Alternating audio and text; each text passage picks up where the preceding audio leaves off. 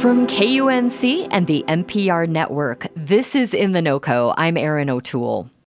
Imagine traveling from Denver to Pueblo in just 20 minutes. And instead of sitting in traffic on I-25, you'd make the journey through a sealed tube moving almost at the speed of sound. That's the vision behind Hyperloop, an innovative transportation technology that is now being tested right here in Colorado.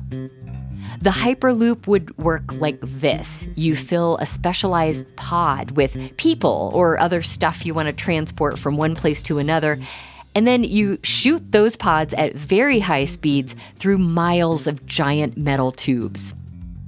One company called SwissPod is working in Pueblo to make this form of travel commercially viable. Last month, they performed a successful trial run that generated a lot of buzz using a pod the size of a miniature car. Reporter Sue McMillan wrote about it for the Colorado Sun.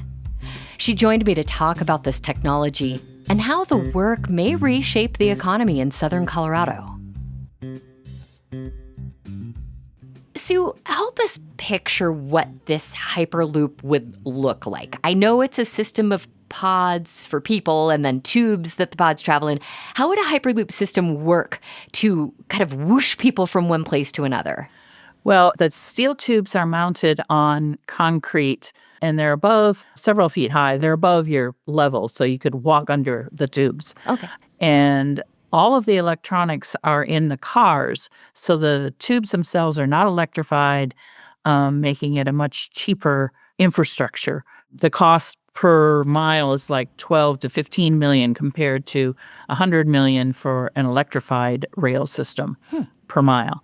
So it's considerably cheaper, but you still have to have a place to put it. Conceivably, it could be underground like a subway, but the one they're testing is above ground. It's mounted on concrete pillars. I'm kind of thinking about the monorail at Disney World. I mean, is it kind of like that where it's elevated and... Yes, it looks a lot like that, except for it would be enclosed. Imagine the monorail with a steel barrel around it and traveling through that so you couldn't actually see the cars. Okay. That's what it would look like.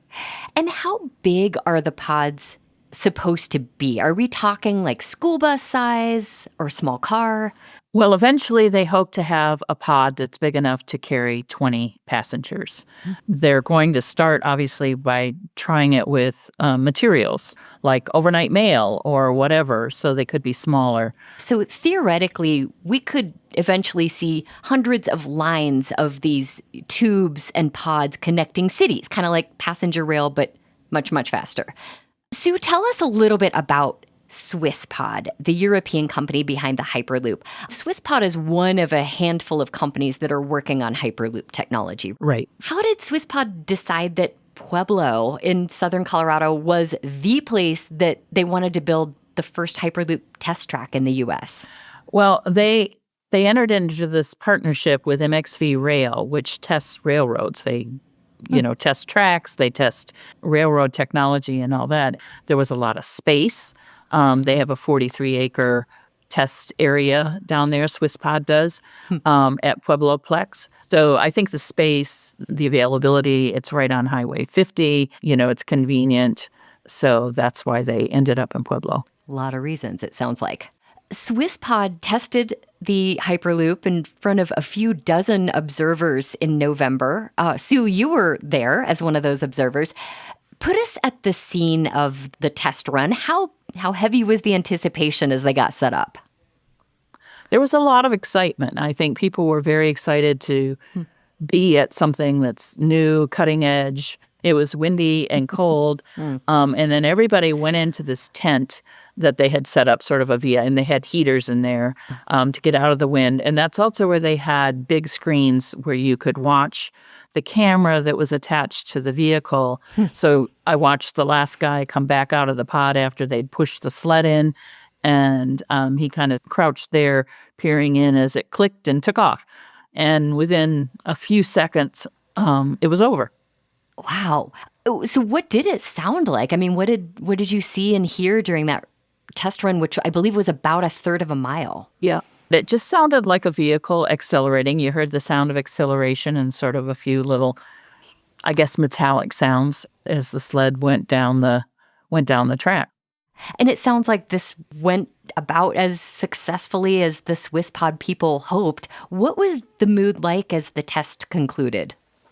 There was a lot of cheering from the tent. People were cheering and they were very happy. Well, the test last month didn't involve any humans riding in the pod. Sue, I'm curious, when might they test this with actual passengers? That's a long ways off. They expect it to take probably another 2 years to finish the test track, and it is a full-scale test track here in Pueblo. And at that point, they will start the test with the vacuum tube. They'll have it sealed, and they'll keep developing cars, developing prototype after prototype, taking what they learned from this test, developing the next prototype, much like rocket development, where you start with one and you keep developing them. Right. I guess I can picture them doing this with mannequins or something first. I imagine. Because that's a pretty high speed that they're going to be traveling at. It is. I have to say, Sue, congested highways in Colorado probably make a lot of people dream about a better transportation option, but cost is often such a sticking point. How feasible is it from an economic standpoint for this Hyperloop technology to become a viable way to get around? I think it depends ultimately on what's developed, but one of the big sticking points and the reason why the United States does not have high-speed rail, which is 125 miles an hour compared to like Hyperloop at 300 miles an hour, is that the right-of-way, finding a place to put, because you still, even if the track is less expensive to build, you have to have a place to put it. And right-of-way is always a sticking point. So it's not just even about setting up the track for this. It's kind of like navigating land purchases and things like that. I mean, just to put it into context, there's always a lot of interest in high-speed rail in Colorado. Not much appetite to fund that. Do you think the Hyperloop has a better chance of becoming reality than high-speed rail? It's certainly possible, given the length of time that people have been talking about high-speed rail and nothing happening. If this technology is developed, could it leapfrog over high-speed rail and be the next thing? Because if high-speed rail isn't built soon, that's certainly a possibility. Interesting. Well, lastly, SwissPod recently announced that in addition to the test track, it is also planning on a manufacturing and assembly facility in Colorado Springs.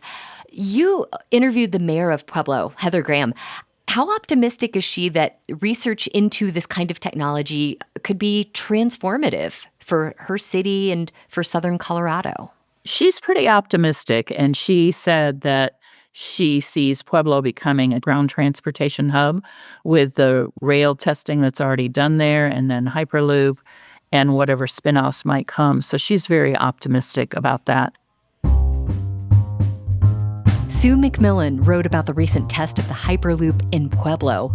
We'll link to her story in the Colorado Sun in our show notes and at KUNC.org. That's it today for In The NoCo. I'm Erin O'Toole. Thanks so much for listening.